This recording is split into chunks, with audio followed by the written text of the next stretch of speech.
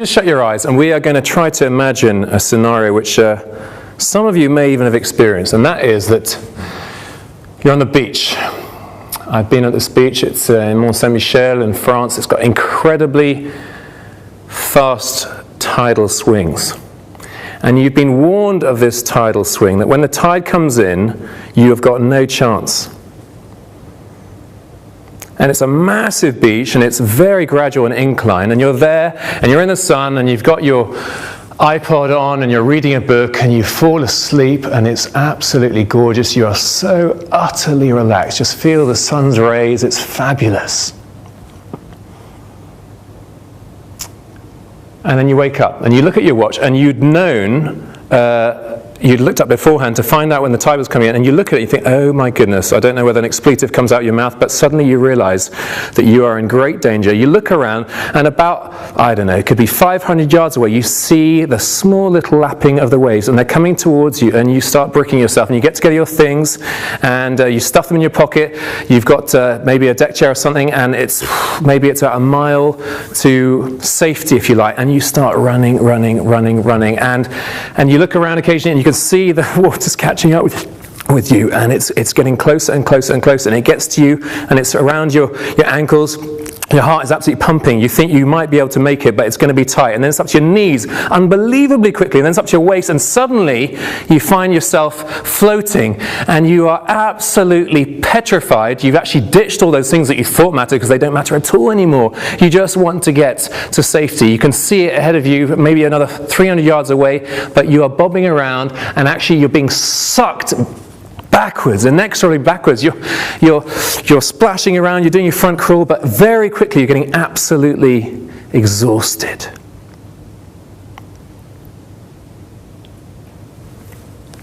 Now open your eyes again. I think all of us, in a sense, we can probably relate on some level to the fact that we cruise along in our lives and we don't sense the imminence of death. We don't have a heightened perception of our own mortality. Death is miles away. I mean, actually, it's 1.3%, oh, goodness knows how they work out that statistic, of people, just over 1 in 100, who knows when they're going to die. So it's for the very privileged few, in a sense, who know when they're going to die. Most of us, we don't know when we're going to die, and it could just be bang. Jesus is coming. Nobody knows when. Are you ready? Now, I've got an egg here, and this egg is either going to splat on one of your heads, or it's going to splat on one of my heads. For the purpose of the illustration, I'm actually hoping that it will splat on my head. So I need a volunteer. Are you happy to be the volunteer? You can sit there for now. Are you remotely coordinated? Yeah. So if I chuck it from here, you'll be able to catch it? Yeah. I won't chuck it now. But at some stage in the next 10 minutes, I'm going to throw this at you. Now, if you drop it, it'll probably break on the floor. If it breaks on the floor, the deal is I've got another egg over there. I'm going to come and mush it on your head. So I'm going to pick a moment when you're not watching. If he does catch it, the deal is he just comes up to me right now and goes on my forehead. Okay? If people aren't ready, it's going to end up very messy. Ah, he's done it. Okay, well done. Okay, he was on the ball, so right, come and clock me one. I try not to spread it, I guess, on all their stuff. You seriously want me to do this? On my days, I thought it was fake. Is that going to I'll just about keep it on the table. You see, my absolute concern for Paul, whom I love dearly,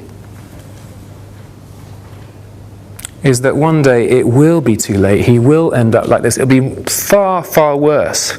I haven't got a clue what happens after death. I absolutely know that I know on the basis of what Jesus did for me, that I'll be free. Into eternity, I'll be with him. I've got the privilege of intimacy in the here and now, day by day, to walk and journey with him through the hard times, through the easy times. I've got a living hope. I've got a deep, deep peace in my heart. Who wouldn't want that? Who wouldn't want that? Come on, don't pass up on the greatest invitation ever. Will you appropriate it for yourself, or is it going to end up like that, totally wasted? Will you be in that horrific situation of one day finding yourself with much more than egg on your face?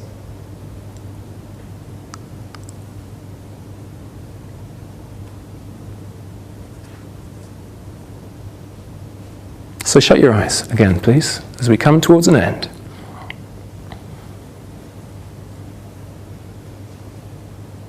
And picture yourself back at the start, and you suddenly realize that you are drowning. And you're going under, and that riptide is pulling you back out to sea, and you've already taken a few gulps of salty water. Your lungs are beginning to burn. Your limbs are exhausted. And you have that realization you're going to die.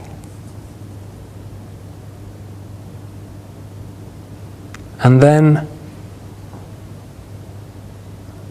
a lifeboat comes along. Last minute. And these burly arms hoik you in. And you lie in that lifeboat on the floor, and you're spluttering, and your breathing is so sharp and intense, and after 2 minutes you realize that you're safe. An incredible joy fills your heart, an incredible relief, and you pop your head over the edge, and you suddenly look around and you see that actually you're not the only one, and there are shed loads of people who are dying, and the rescuers are busy pulling people up one by one by one, but there's only 2 of them, and you've got the chance to be a part of it. And so actually you are exhausted, and you feel like you can't do, you've got no strength left, but this new energy comes into you, and you start, yes, playing your part, and you're pulling them in, and you're pulling them in, and you're pulling them in, and you're part of a work of saving lives.